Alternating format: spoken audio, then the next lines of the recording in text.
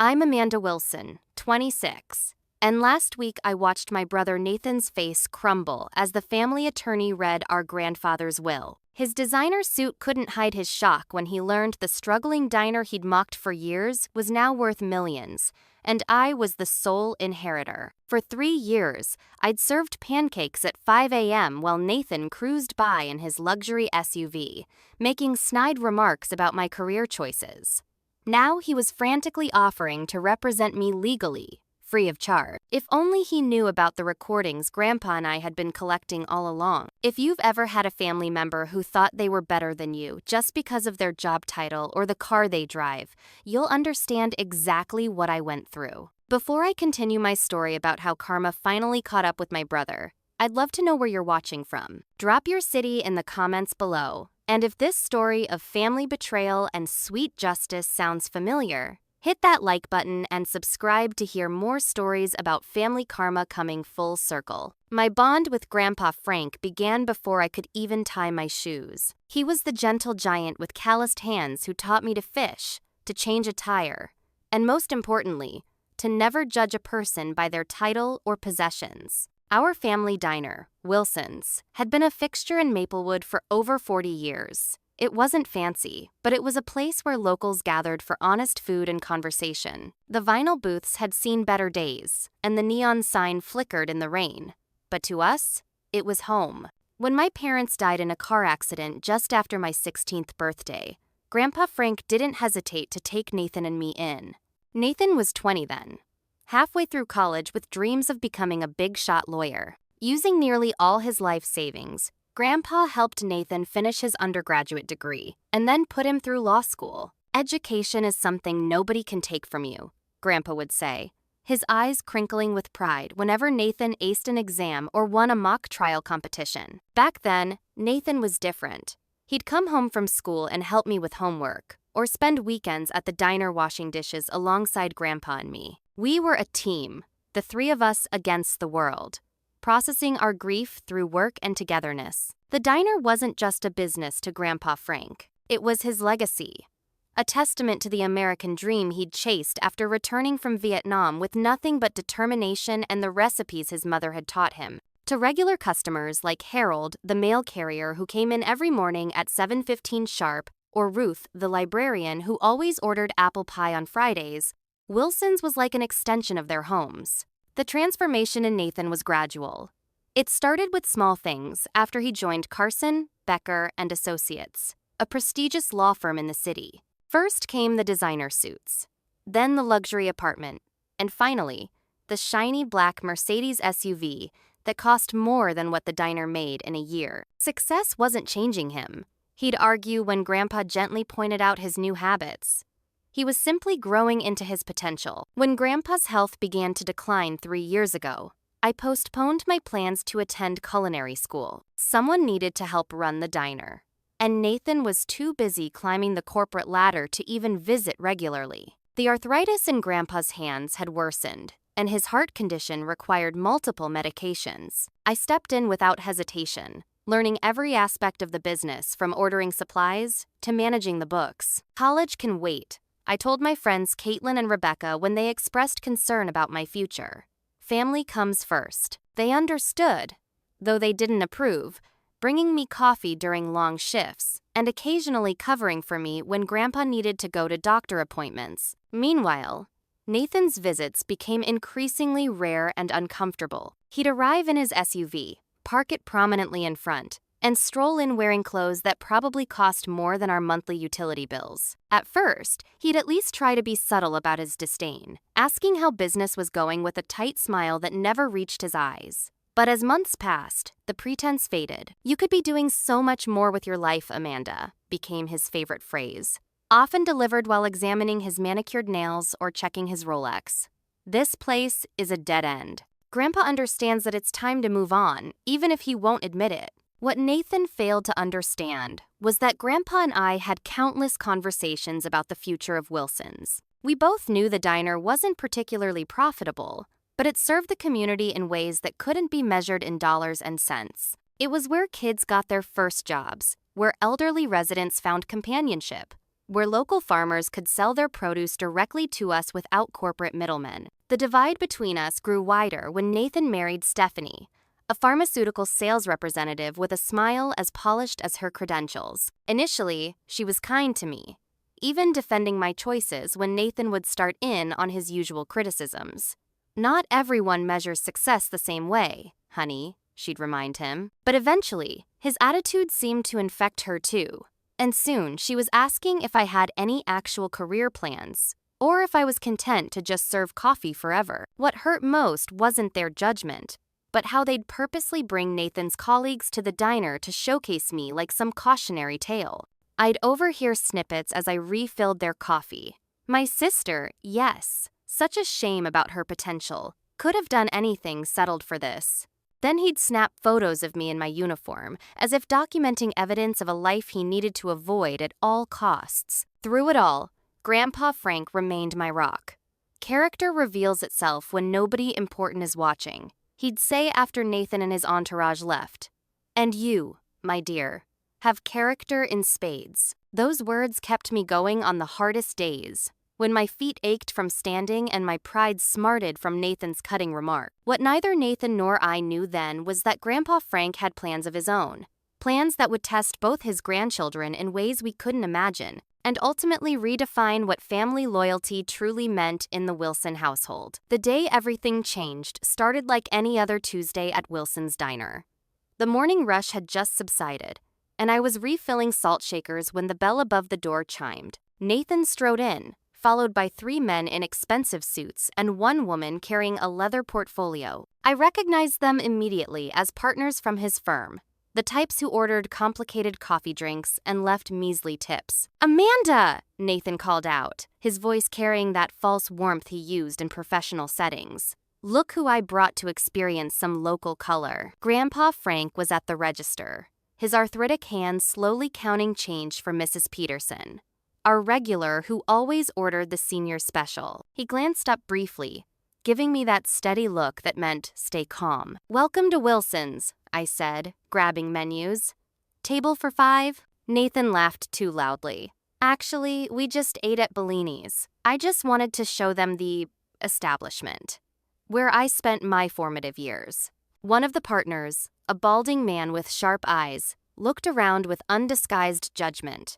"Quaint," he remarked, in a tone that clearly meant the opposite. "My sister here," Nathan continued, placing a hand on my shoulder that felt heavy as lead, "is carrying on the family tradition.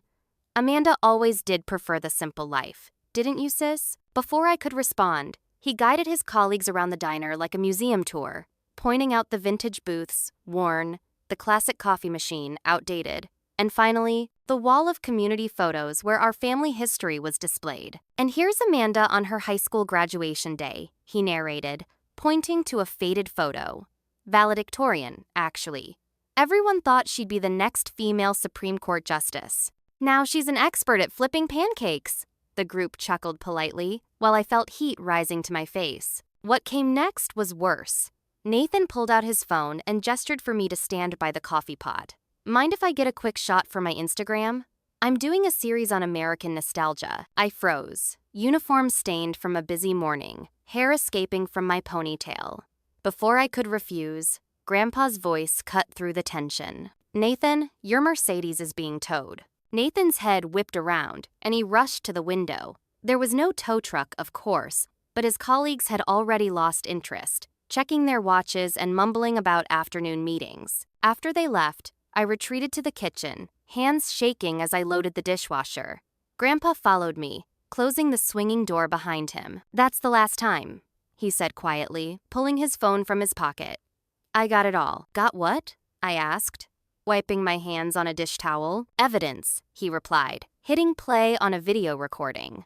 There was Nathan, clearly visible, mocking my life choices and using me as a prop for his professional advancement. "I've been collecting these for months," Grandpa explained, his voice sad but determined.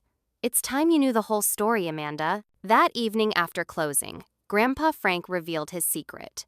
Wilson's Diner sat on a parcel of land that, due to a new highway development and commercial rezoning, had skyrocketed in value. Developers had been approaching him for years, with offers climbing into the millions. Horizon Properties has offered $4.2 million for this plot, he said, showing me letters I'd never seen before. They want to build a mixed-use development. I felt like the floor was tilting beneath me. Why didn't you tell me? We've been struggling to pay suppliers, working double shifts, and all this time. I needed to know, he interrupted gently, who deserved to carry on my legacy. And legacy isn't about money, Amanda. It's about values. The realtor, Jessica Hendricks, had explained that the property was the last large lot available at the highway junction, making it invaluable to developers. What looked like a rundown diner to Nathan was actually sitting on a gold mine. I'm testing both of you, Grandpa admitted, looking suddenly older and more tired than I'd ever seen him. Nathan failed the moment success made him forget where he came from. But you, Amanda, you stayed loyal without knowing there was any reward coming. My initial anger at being kept in the dark melted into understanding. Grandpa hadn't been stubbornly clinging to a failing business. He'd been watching and waiting, measuring both his grandchildren's hearts. Nathan's been talking to developers behind our backs, Grandpa continued, showing me emails forwarded from his contacts at the city council. He doesn't know I'm aware of it. He thinks I'm just a foolish old man who doesn't understand progress. The weight of this revelation settled on my shoulders. So what now? I asked. Grandpa's eyes gleamed with the spark that had been missing for months. Now we give him one last chance to remember who he really is, before I make my final decision about Wilson's future. What I didn't know then was that Grandpa's heart condition had worsened significantly, adding urgency to his plans. As we sat in the dimly lit diner that night, surrounded by decades of memories, I couldn't imagine how quickly everything was about to change. The next morning, Grandpa and I visited Harold Bennett, his longtime friend and attorney. Bennett's office was nothing like the sleek, modern law firm where Nathan worked. It was housed in a converted Victorian home, with creaking hardwood floors and shelves overflowing with legal texts. Unlike Nathan's colleagues, Harold greeted me with genuine warmth, not a trace of condescension for the waitress in the room. The property has appreciated beyond our wildest expectations, Harold explained, spreading maps and documents across his desk. The new highway interchange has transformed the entire area. What was once considered the edge of town is now prime commercial real estate. He showed us projections, appraisals, and comparable sales that confirmed what Grandpa had told me. Wilson's Diner, our humble family business, was sitting on a multi-million-dollar opportunity. But there was something else Grandpa hadn't shared until now.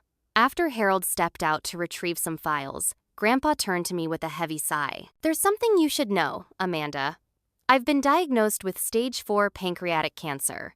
The doctors give me 6 months, maybe less. The world seemed to stop spinning. What? No, there must be treatments. Specialists we can see. He shook his head slowly. I've gotten second and third opinions. It's too advanced. I've made my peace with it. Suddenly, his secret testing of his grandchildren took on a devastating urgency. This wasn't just about teaching us a lesson. It was about securing his legacy before time ran out. Nathan doesn't know, Grandpa continued, and I don't want him to. Not yet. It would only cloud the test. I promised to keep his secret, though it felt like carrying a boulder on my chest every day. Balancing running the diner, caring for Grandpa as he quietly began palliative care, and maintaining the charade that everything was normal became my new reality. Meanwhile, Nathan's mockery escalated. He seemed to sense something was happening without him and increased his visits to the diner, each time finding new ways to belittle my choices. You know, I just made partner, he announced one afternoon, loudly enough for all the customers to hear. I could hire you as my personal assistant if you ever want a real job. The salary would be more than this place makes in a year. What he didn't realize was that Grandpa was recording every interaction, documenting every opportunity Nathan had to show kindness or respect, and every time he chose condescension instead. Grandpa created situations specifically designed to test Nathan's character. He called asking for rides to doctor appointments, which Nathan routinely refused due to important meetings. He invited Nathan to family dinner, only to have him arrive 2 hours late, glancing at his watch throughout the meal. He even pretended to need help understanding some financial documents, giving Nathan the perfect opportunity to offer assistance without being asked directly. Nathan failed every test. One rainy evening while closing up, I discovered Grandpa's leather-bound journal hidden beneath the register. I knew I shouldn't look, but my fingers seemed to move of their own accord. Inside were dated entries detailing Nathan's transformation from the caring brother I once knew to the status-obsessed lawyer who couldn't spare time for his dying grandfather. October 15th, one entry read, "Nathan visited today. Spent the entire time on his phone. When Amanda asked for help carrying supplies, he said he didn't want to wrinkle his suit. The boy I raised would never have let his sister carry heavy boxes alone. I barely recognize him anymore." The entries broke my heart, but they also revealed something unexpected: Grandpa's unwavering hope that Nathan might still change. Every entry ended with a small note of optimism. Perhaps next time, or he's still in there somewhere. The hardest part was watching Grandpa give Nathan chance after chance, only to be disappointed each time. I wanted to shake my brother, to scream at him that he was running out of opportunities to make things right.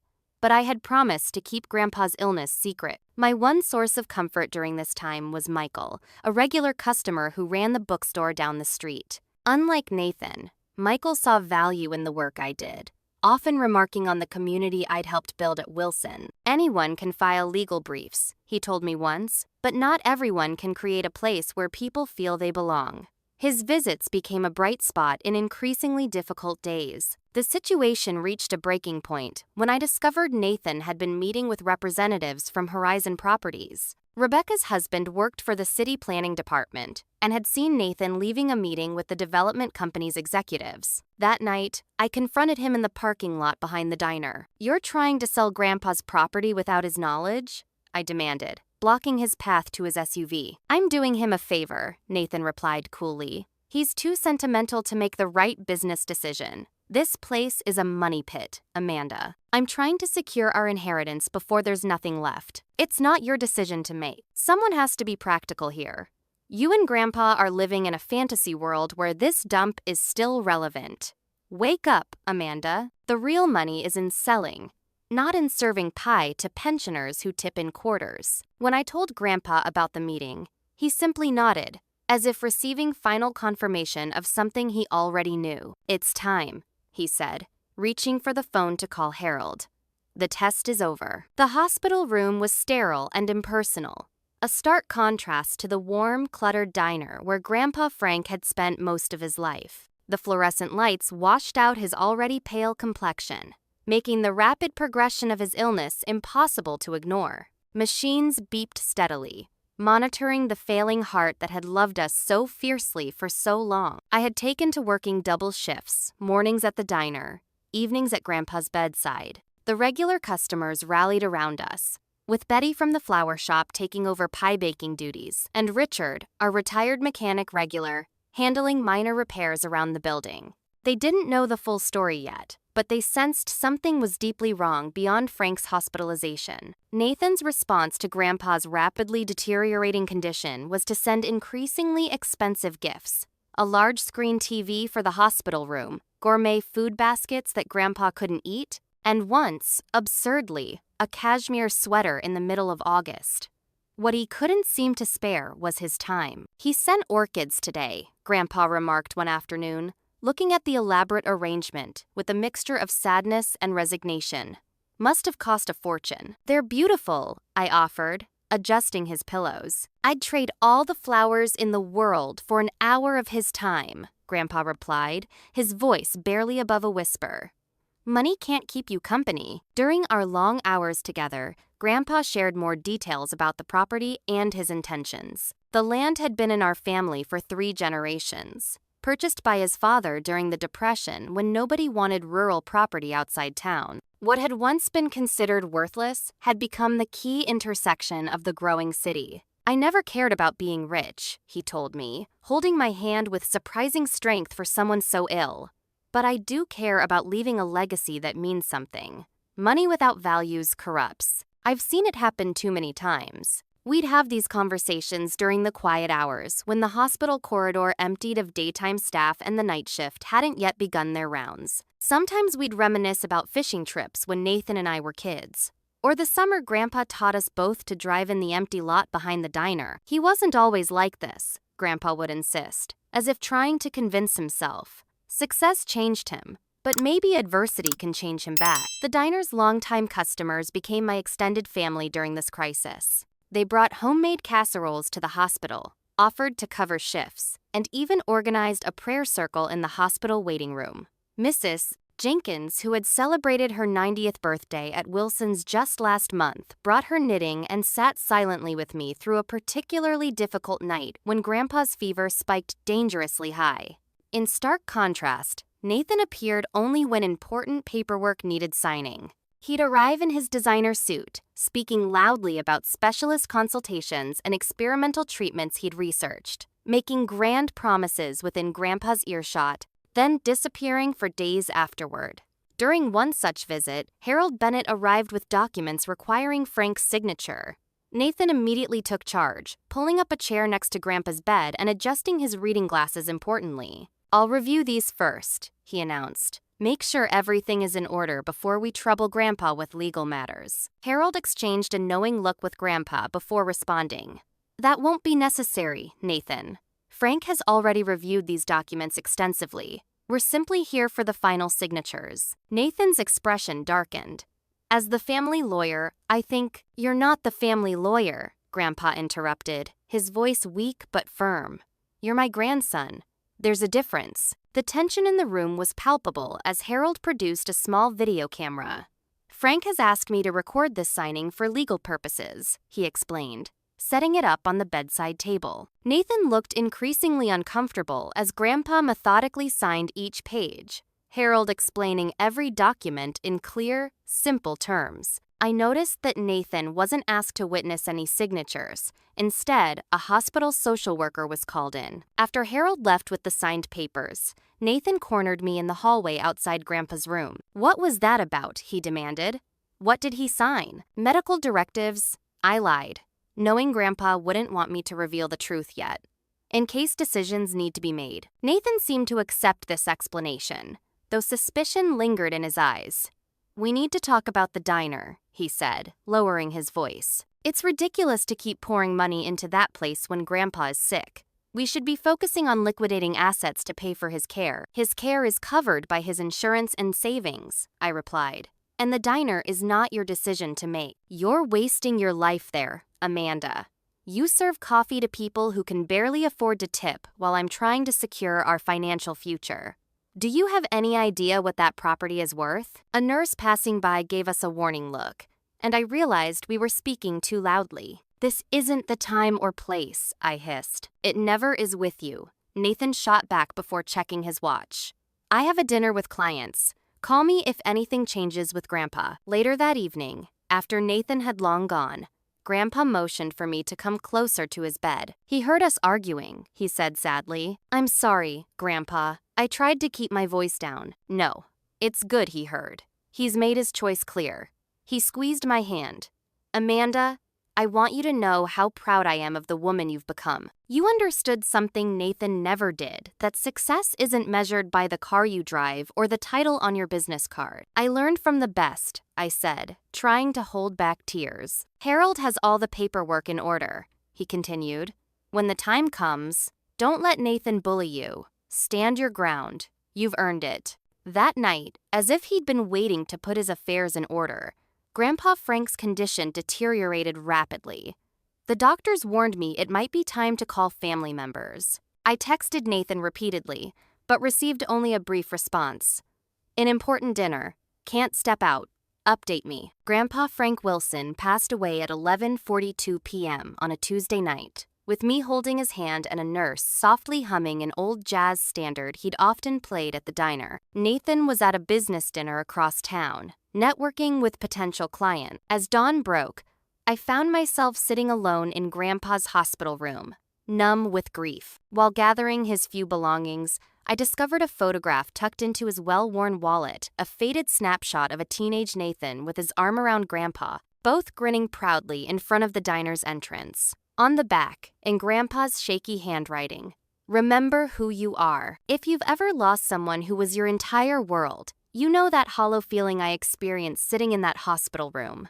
It's like the universe suddenly stops making sense. Before I continue with what happened next with the will reading that changed everything, I'd love to know if you've ever experienced a family member completely changing once they achieved success. Has money or status ever changed someone you loved?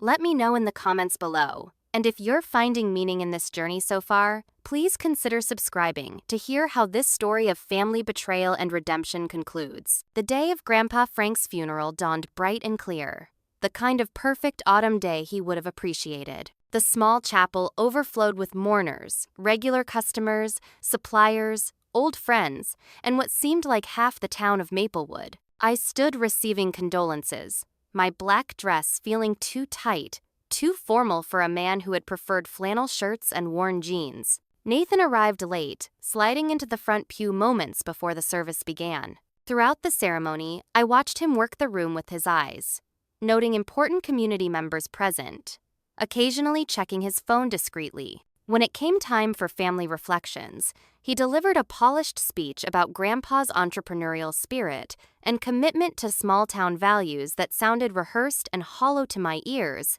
though it earned appreciative nods from many attendees. At the reception afterward, I overheard him speaking to Mayor Thompson. "The property has excellent development potential," he was saying. "Amanda and I will be looking at options soon. It's what Grandpa would have wanted: progress, growth for Maplewood." I bit my tongue, knowing that tomorrow's will reading would reveal just how wrong he was about Grandpa's wishes. The following morning, I met privately with Harold Bennett at his office before the official reading. The old attorney seemed to have aged years in the past week, his affection for Grandpa evident in the redness around his eyes. "Are you prepared for this, Amanda?" he asked gently. "Nathan isn't going to take it well." "I'm ready," I replied, though my stomach churned with anxiety. "Grandpa trusted me to stand my ground. I won't let him down." Harold nodded approvingly. Frank was an excellent judge of character, always saw people for who they truly were. He passed me a small envelope. "He asked me to give you this beforehand. For courage," he said. Inside was a small key, the original key to Wilson's Diner from when Grandpa first opened it 40 years ago. I clutched it tightly, drawing strength from the worn metal that had passed through his hands countless times. At precisely 10 a.m., Nathan arrived with his colleague, Gregory Thompson, a sharp-featured man from his firm's estate division. The unnecessary legal backup spoke volumes about Nathan's expectations. "I hope this won't take long," Nathan announced, checking his watch. "I have depositions this afternoon. We'll proceed at the appropriate pace," Harold replied coolly, gesturing for everyone to sit. Rebecca and Caitlin had come to support me, sitting quietly in chairs against the wall. I was grateful for their presence as Harold began the formal reading of the last will and testament of Franklin James Wilson. The standard legal preamble seemed to stretch endlessly as Nathan drummed his fingers impatiently on the conference table. Finally, Harold reached the meat of the document. "To my grandson, Nathan James Wilson, I leave the sum of $10,000 and my collection of fishing tackle in the hope that he might someday remember the joy of simple pleasures and the boy he once was before ambition hardened his heart." Nathan's head snapped up. "That's it? $10,000? There must be some mistake." Harold continued without acknowledging the interruption. "To my granddaughter, Amanda Lynn Wilson, I leave Wilson's Diner, the property upon which it stands, all associated business assets, and the remainder of my estate, both real and personal." The blood drained from Nathan's face. "This is ridiculous. She manipulated him while he was ill. I'll contest this immediately." "Before you embark on that costly and futile exercise," Harold said calmly, "there are some materials Frank instructed me to share in the event of such a reaction." He placed a USB drive on the table and turned his laptop toward us. "This contains a video deposition Frank recorded 2 months ago while of sound mind, along with approximately 6 hours of recordings documenting your interactions with him over the past year." As Harold played selected clips, Nathan's expression morphed from anger to shock. There he was, canceling plans with Grandpa to attend networking events, mocking the diner within earshot of its founder, bragging about his salary while belittling my work, and most damningly, discussing the property's development potential with Horizon executives while Grandpa was still alive. As you can see, Harold continued when the footage ended. Frank was of sound mind and body when making these decisions, and had ample evidence to support them. Gregory Thompson, who had been furiously taking notes, leaned over to whisper something to Nathan. Whatever he said caused Nathan to pale further. Additionally, Harold added, producing another document, the property has been officially appraised at $4.2 million, given its location and development potential. Frank wanted you both to be aware of its true value. The figure hung in the air between us. Nathan stared at me with new eyes, no longer his little sister, the waitress, but the sole inheritor of a multi-million-dollar property. Amanda, he said, his tone suddenly conciliatory. We should discuss this as a family. I'm sure we can come to some arrangement that honors Grandpa's legacy while being fair to both of us. Fair? I repeated, the key digging into my palm as I clenched my fist. Like how you've been fair to Grandpa all these years? Or fair to me when you used me as a punchline for your lawyer friends? For a moment, Nathan's mask slipped, and I caught a glimpse of the brother I remembered uncertain, vulnerable, human. It reminded me of the time he'd taught me to ride a bike, patiently running alongside until I found my balance, or how he'd stood up to bullies who teased me about my braces in middle school. We're still family, he said quietly. Whatever our differences. Harold cleared his throat. There is one final item. Frank recorded a personal message for each of you. He handed us each a sealed envelope with our names written in Grandpa's distinctive handwriting. Mine felt heavy, weighted with final words. I wasn't sure I was ready to read. As the meeting concluded, Rebecca and Caitlin enveloped me in a protective huddle, shielding me from Nathan's continued attempts to engage. Not now, Rebecca told him firmly. She needs space. Outside the office, Nathan's wife Stephanie was waiting, her expression anxious. She'd never been particularly warm to me, but today she approached with unexpected gentleness. Amanda, I'm so sorry about Frank. He was a wonderful man. She hesitated. Nathan's been under tremendous pressure at work lately. The firm expects so much. It's changed him in ways I don't always like either. I wasn't ready to absolve Nathan through his wife's explanations, but her admission that she too saw the changes in him was oddly validating. Over the following days, Nathan launched his expected legal challenge to the will, hiring expensive attorney Philip Green to find any possible grounds for contesting Grandpa's decisions. The local newspaper picked up the story, portraying it as a dramatic family feud over valuable property. Suddenly, everyone in Maplewood seemed to have an opinion about our private grief. The community's response surprised me. Regular diner customers organized a support group, taking turns sitting at Wilson's counter to ensure business continued while I dealt with legal matters. Michael from the bookstore set up a legal defense fund that I never needed to use but was deeply touched by. Even the high school football team, for whom Grandpa had provided free meals after tough away games, staged a supportive rally outside the diner one afternoon. Meanwhile, Nathan's professional reputation began suffering as the recordings became public knowledge through the legal proceedings. His law firm, concerned about negative publicity, distanced themselves from his case. Clients began requesting different representatives. Late one night, I received a call from a number I didn't recognize. It was Stephanie, speaking in hushed tones. Nathan doesn't know I'm calling, she began without preamble. Things are falling apart, Amanda. The firm has put him on probation. We've had to cancel our vacation home construction. The kids are asking questions I don't know how to answer. Why are you telling me this? I asked. Because I found old letters, she replied, from Nathan to Frank during law school. They're different, full of gratitude, plans to expand the diner as a family business someday. I never knew that side of him existed. After we hung up, I sat in Grandpa's old chair at the diner, staring at the envelope I still hadn't opened. Whatever final words Grandpa had written, I wasn't ready to face them without resolving this conflict first. The next morning, I discovered security footage of someone breaking into the diner after closing. The grainy video clearly showed Nathan, searching desperately through file cabinets in the office. I didn't call the police, but I changed the locks immediately. What was he looking for so urgently? What did he think would save him now that his carefully constructed world was crumbling? The legal battle over Grandpa's will consumed the next 3 months of my life. Nathan's attorney, Philip Green, was ruthlessly efficient, filing motion after motion designed more to drain my resources than to actually win the case. They challenged Grandpa's mental competency, alleged undue influence, and even tried to claim that the property had been promised to Nathan in verbal agreements years earlier. Harold Bennett, bless his heart, worked tirelessly in my defense despite being semi-retired. Frank was my best friend for 40 years, he explained when I expressed concern about his workload. Seeing his wishes honored is personal for me. I spent hours in Harold's cluttered office, reviewing documents and recordings that chronicled Nathan's transformation, from devoted grandson to calculating opportunist.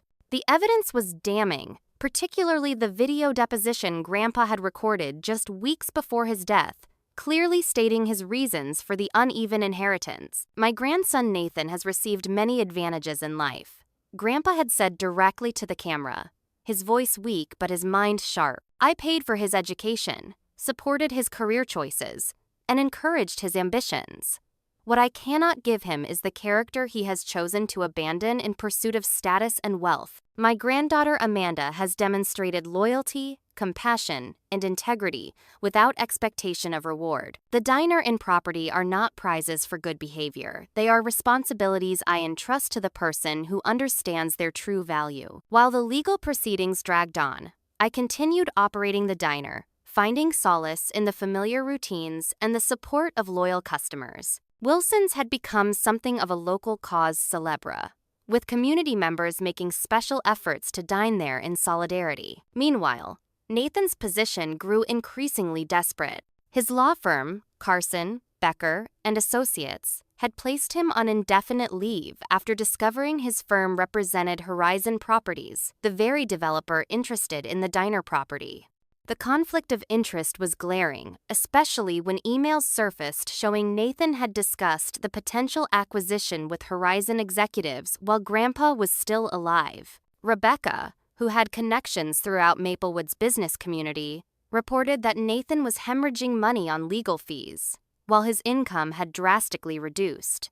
The custom-built home he and Stephanie had begun constructing in an exclusive neighborhood sat half-finished, surrounded by construction fencing. Late one night, my phone rang with a blocked number. When I answered, there was only breathing on the other end before the caller hung up.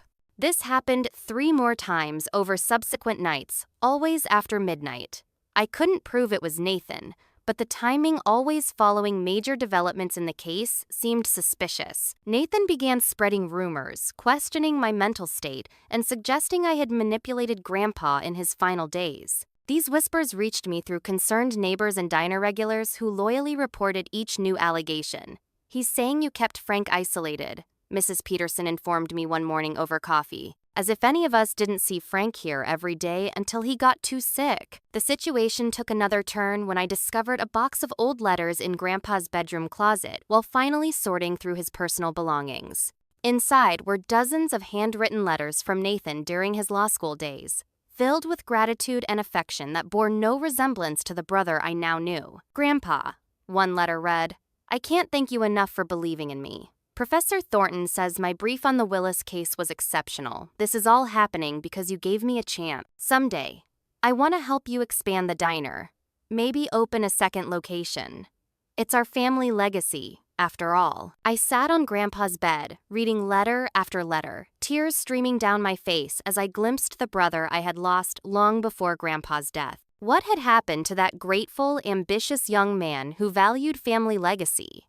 When had status and appearance become more important than the grandfather who sacrificed everything for his future? A week later, Stephanie approached me after church, looking exhausted and tense. She glanced around to ensure Nathan, who had stopped attending services, wasn't nearby. "Our marriage is falling apart," she confessed, her polished exterior cracking. "Nathan's obsessed with the case, staying up all night reviewing documents. He's not sleeping, barely eating. The children hardly see him." I felt a complicated mix of vindication and sadness. "I'm sorry," I said, meaning it. "Especially for Emma and Jacob. They shouldn't have to suffer for adult problems. He's not the man I married, Stephanie continued, twisting her diamond wedding ring. That Nathan was ambitious but kind, driven but ethical.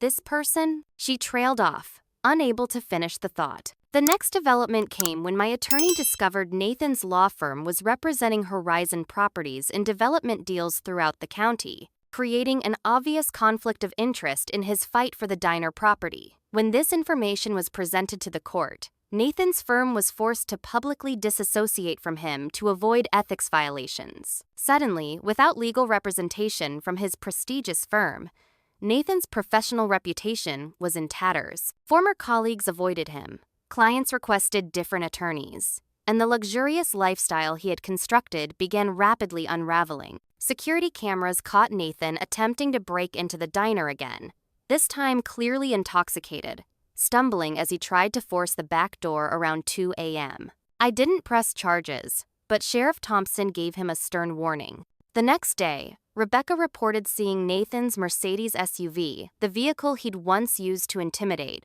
and mock me, being repossessed from his driveway. The community's support continued to overwhelm me. Michael from the bookstore organized a fundraiser to help with my legal expenses, though Harold had generously reduced his fees. Betty from the flower shop brought fresh arrangements to brighten the diner each week. Even Mayor Thompson made a point of having breakfast at Wilson's every Tuesday, publicly demonstrating his support. One evening after closing, I sat alone at the counter, exhausted from another day of balancing diner operations with legal consultations. The bell above the door jingled despite the closed sign, and I turned to see Rebecca entering with a worried expression. "Nathan's hit rock bottom," she said without preamble. "Thomas just saw him at O'Malley's bar, completely drunk, crying about how he's lost everything." I felt a strange emptiness at the news. This wasn't the vindication I'd expected to feel. "What am I supposed to do with that information?" I asked. "Nothing," Rebecca replied, sliding onto a stool beside me. "But I thought you should know. He kept saying your name, saying he needed to talk to you." As if summoned by our conversation, a pounding on the front door startled us both. Nathan stood outside, his appearance shocking, unshaven, clothes wrinkled, the polished lawyer persona completely abandoned. When I hesitantly opened the door, the smell of alcohol hit me immediately. "Amanda," he slurred, swaying slightly. "We need to talk, family to family, no lawyers." Rebecca stepped protectively forward. "This isn't the time, Nathan. Go home." "Don't have much of a home left," he laughed bitterly. "Nice big empty house." Stephanie took the kids to her mother's, his bloodshot eyes focused on me with sudden clarity. "You won, okay? You happy now?" The golden child who stayed got everything. Just like in those fairy tales Mom used to read us. "This isn't about winning," I said quietly. "It's about what Grandpa wanted." "Grandpa wanted his family together," Nathan shouted, his voice breaking.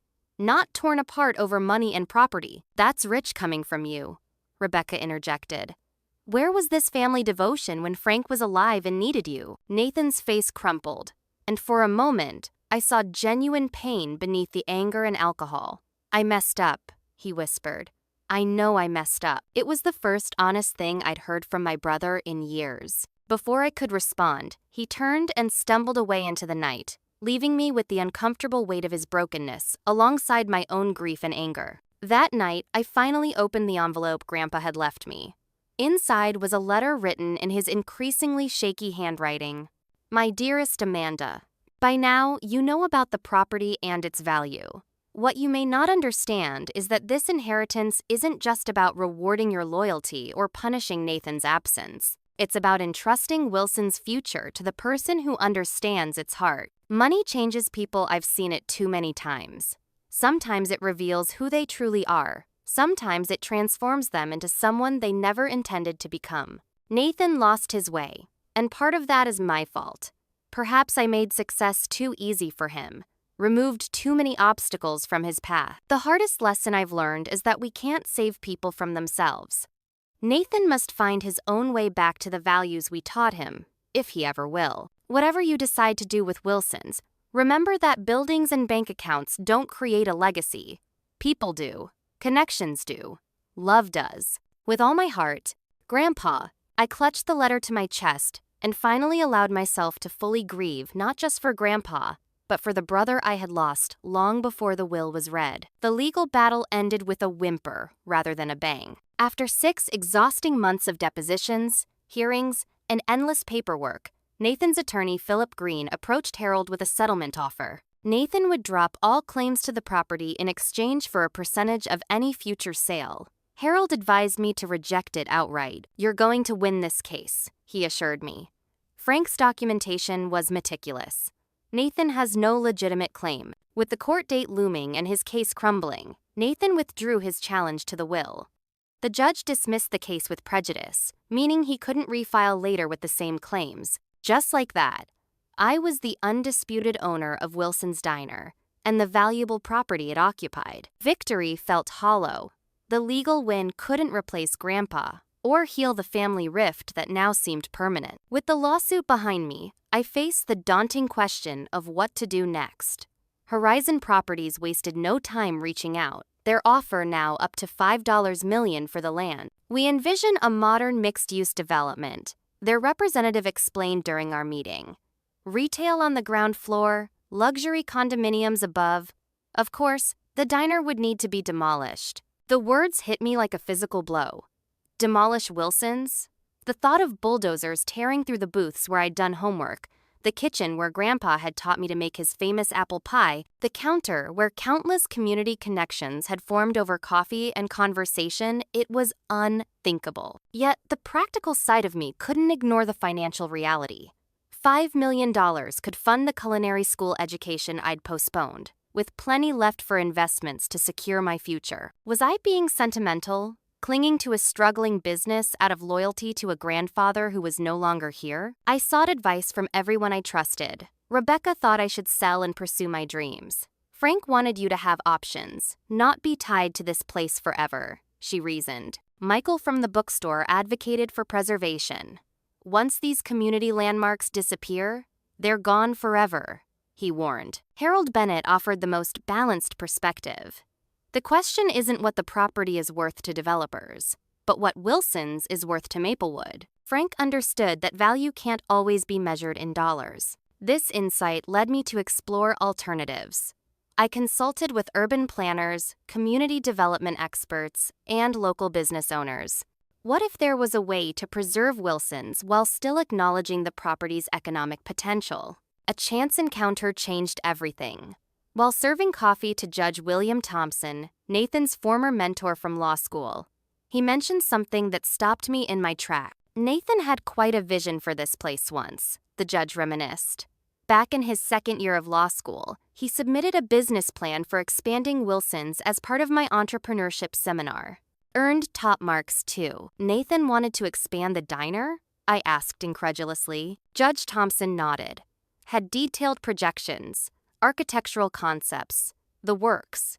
Envisioned a community gathering space with the diner as its heart. Said it was his way of honoring Frank's legacy while building something new." That afternoon, I searched through Grandpa's office at home, looking for any trace of this mysterious business plan. In a dusty file cabinet, behind tax records and property deeds, I found it a comprehensive proposal in Nathan's neat handwriting from his law school days, complete with hand-drawn sketches of an expanded Wilson's Diner as the centerpiece of a community-focused development. The plan was thoughtful, preserving the diner's character while adding meeting spaces, a small market for local farmers, and affordable apartments above. It honored both tradition and progress in a way that echoed Grandpa's values perfectly. Most revealing were Nathan's personal notes in the margins.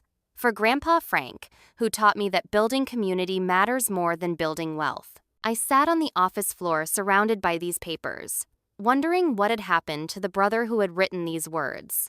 When had ambition and status overtaken these early values? Could that person still exist somewhere beneath the hardened exterior Nathan now presented to the world? With this plan in mind, I began developing my own vision for the property.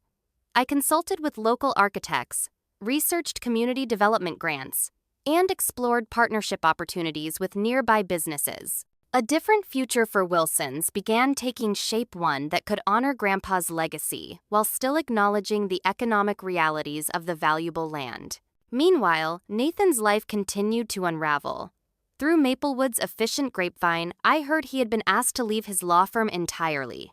His half-built dream home was now listed as a partially completed luxury property at a significant discount. Most concerning were reports that he'd been spending days at O'Malley's bar, drinking away his troubles instead of facing them. Part of me wanted to leave him to the consequences of his choices. Hadn't he brought this on himself with his arrogance and cruelty? But another part, the part raised by Grandpa Frank, couldn't completely harden my heart against my only brother. One evening, driven by a mixture of curiosity and concern, I drove past Nathan's current residence, a modest apartment complex on the edge of town, a far cry from his former luxury home. His once pristine Mercedes SUV sat in the parking lot, unwashed and dented.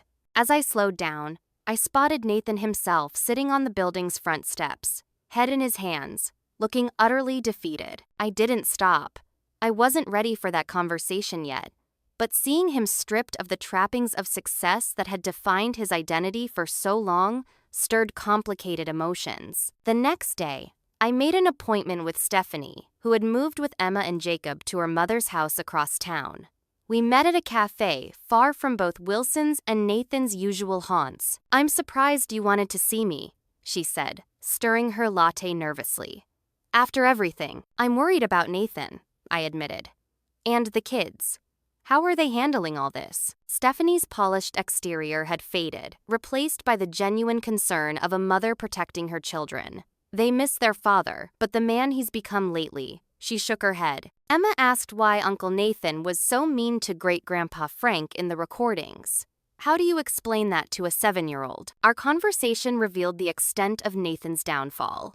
His drinking had worsened. He'd missed important events in his children's lives, and his savings were rapidly depleting without steady income. Yet Stephanie also shared glimpses of the brother I remembered, how he still read bedtime stories to Jacob during his limited visitations, how he'd kept every crayon drawing Emma had ever made for him. "He's not a monster, Amanda," Stephanie said softly. "Just a man who lost his way and doesn't know how to find his way back." That night, I couldn't sleep.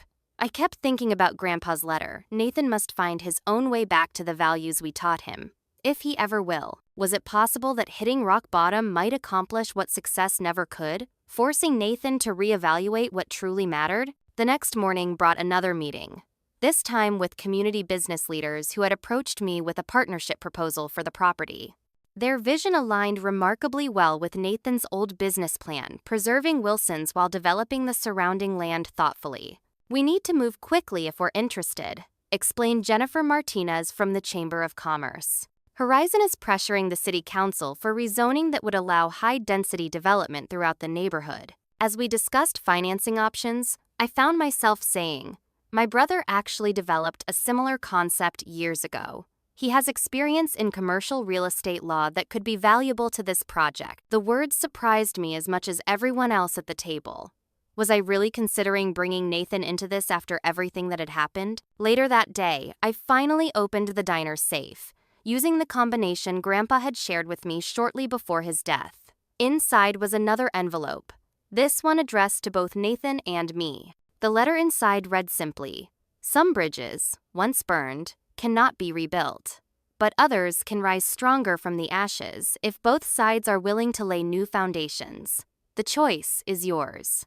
Attached was a faded photograph of Nathan at age 10 and me at age 6, both wearing paper Wilson's Diner hats Grandpa had made us, proudly working behind the counter. On the back, in Grandpa's handwriting, "Remember who you were before the world told you who to be." That night, after closing the diner, I made my decision. I would offer Nathan a path to redemption not because he deserved it, but because it was what Grandpa would have wanted, and perhaps what we both needed to heal. The question was whether Nathan, having lost everything he once valued, would be humble enough to accept it. I chose a Tuesday evening to confront Nathan, knowing the diner would be quiet after the dinner rush. I sent him a text message, our first direct communication in months. "Wilson's, 8 p.m. Just you and me." I half expected him not to show, or to arrive with his lawyer despite everything. Instead, at exactly 8 p.m., the bell above the door jingled, and Nathan walked in alone. The transformation was jarring. Gone was the designer suit, the confident swagger, the meticulously styled hair. This Nathan wore faded jeans and an old Maplewood High sweatshirt. His hair had grown out, and stubble shadowed his jaw. Most striking was the absence of arrogance in his posture. He stood uncertainly in the doorway, like a visitor unsure of his welcome. "Thanks for coming," I said, gesturing to a booth in the back, Grandpa's favorite, where he'd always sat to do the books. Nathan slid in opposite me, his eyes taking in the familiar surroundings. "Place hasn't changed," he noted quietly. "Some things shouldn't," I replied. An uncomfortable silence stretched between us. Years of hurt and misunderstanding, creating an almost physical barrier. Finally, Nathan spoke. "I've been trying to figure out what to say to you for weeks," he admitted. "Apologies seem inadequate." "They are," I agreed, "but they're a start." Nathan took a deep breath. "I'm sorry, Amanda, for how I treated you, for how I treated Grandpa, for becoming someone I don't even recognize anymore." His voice cracked slightly. "I got so caught up in projecting success that I forgot what actually matters." "What does matter?" I challenged, needing to hear him say it. "Family," he said without hesitation. "Community. The people who stand by you when everything else falls apart." He gestured around the diner. "All the things this place represents that I was too blind to see." I studied my brother's face, searching for signs of manipulation or calculation. Instead, I saw only exhaustion and genuine regret. "I'm selling the property," I said abruptly, watching his reaction carefully. Something flickered across Nathan's features, a brief shadow quickly controlled. "I understand. It's your decision to make." He cleared his throat. "For what it's worth, Horizon Properties isn't the most ethical developer. Their contract terms often hurt small businesses in the neighborhoods they develop." "I'm not selling to Horizon," I clarified. "I've been working with a local investment group. We're going to develop the property, but Wilson stays. It'll be the centerpiece of a new community marketplace." Nathan nodded slowly. "Sounds like a good plan." Grandpa would have approved. "Actually," I continued, "it's your plan." Confusion crossed his face. "Judge Thompson told me about the business proposal you created in law school. I found your original draft in Grandpa's files." I reached into my bag and placed the yellowed papers on the table between us. "This is what we're building. Almost exactly as you envisioned it 7 years ago." Nathan stared at the documents, his hands shaking slightly as he touched the faded sketches. "I'd forgotten about this," he whispered. "Back when I still wanted to make Grandpa proud instead of impressive to strangers. The Amanda from 6 months ago would have moved forward without you," I admitted. "But Grandpa kept giving you chances, even when you didn't deserve them. Maybe I should do the same." Hope flickered in Nathan's eyes. "What are you saying?" "I'm saying the developers need someone to handle the legal aspects of this project. Someone who understands both real estate law and what Wilson's means to Maplewood." I met his gaze directly. "It could be you, but I need to know which Nathan would be showing up: the brother who wanted to honor Grandpa's legacy, or the lawyer who saw only dollar signs." "I don't know if I can practice law again," Nathan said quietly. "My reputation is something you'll have to rebuild," I finished for him. "This isn't charity, Nathan. It's a chance to be part of something meaningful, but you'll have to earn trust back every single day. There will be conditions, boundaries, and expectations." Nathan looked down at his old business plan, then back at me. "Why would you do this after everything I've done?" "Because Grandpa believed family could find its way back to each other," I replied simply. "And because I miss my brother." For the first time since we were children, I saw tears in Nathan's eyes. "I've been so lost, Amanda. So completely lost." We talked for hours that night, painful truths finally spoken aloud. Nathan described the toxic culture at his firm, the constant pressure to project success and wealth, the gradual erosion of the values Grandpa had instilled in us. I shared my own struggles, the resentment I'd harbored, the sacrifices I'd made, the uncertainty about the future. It wasn't an immediate reconciliation, but it was the first honest conversation we'd had in years. 1 year later, Wilson's Diner celebrated its grand reopening as the centerpiece of Wilson Community Marketplace. The diner itself remained largely unchanged, the same worn booths, the same flickering neon sign, but now it anchored a vibrant community space that included local artisan shops, a farmer's market, affordable apartments, and meeting rooms available to community groups. Nathan had worked tirelessly on the project, initially behind the scenes handling contracts and permits, gradually becoming more visible as he rebuilt relationships within the community. He'd completed a court-mandated alcohol treatment program, moved into a modest house closer to Stephanie and the children, and begun the slow process of family reconciliation. His legal expertise had proven invaluable, particularly in structuring the development to protect local businesses from predatory practices. We established the Frank Wilson Community Scholarship using a portion of the development proceeds, helping local students pursue higher education with the stipulation that they contribute to Maplewood's growth after graduation. The first recipient was Emma's best friend's older brother, a promising architect who designed the marketplace's central courtyard. Nathan and I found a new rhythm as siblings and business partners. The relationship wasn't perfect. We still disagreed often and sometimes fell back into old patterns, but we'd established ground rules and boundaries that helped us navigate conflicts healthier. The most powerful moment came when we discovered that Grandpa's old Vietnam buddy Gerald had been keeping one final secret.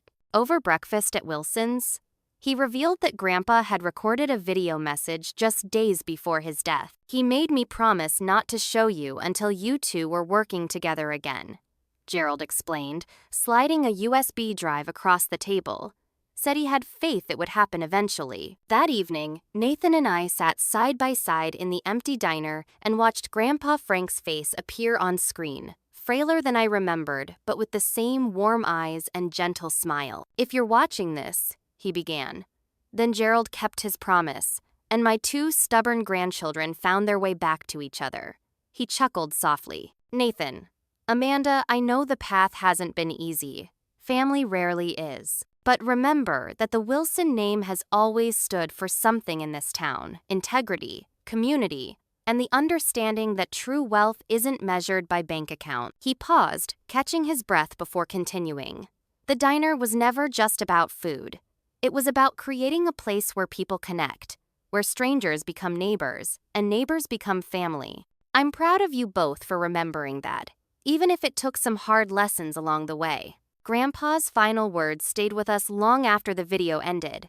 Take care of each other, and take care of Wilson's. Some legacies are measured in dollars, but the best ones are measured in lives touched and communities strengthened.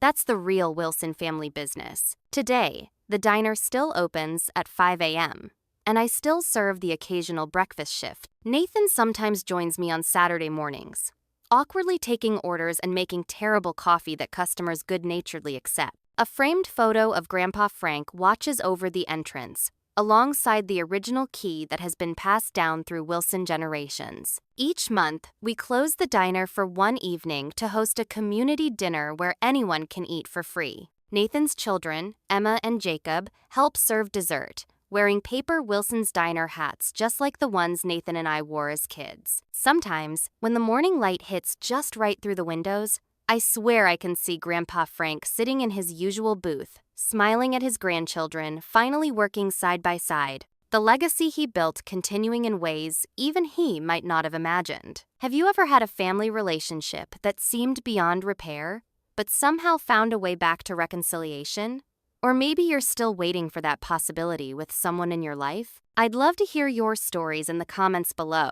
If this journey of family betrayal, hard lessons, and eventual redemption resonated with you, please hit that like button and subscribe to hear more true stories about how family karma eventually comes full circle. I'm so grateful to all of you who followed along with my story, and I truly hope that whatever family challenges you might be facing, you find the strength to hold on to what matters most. Sometimes the hardest journeys lead to the most meaningful destinations.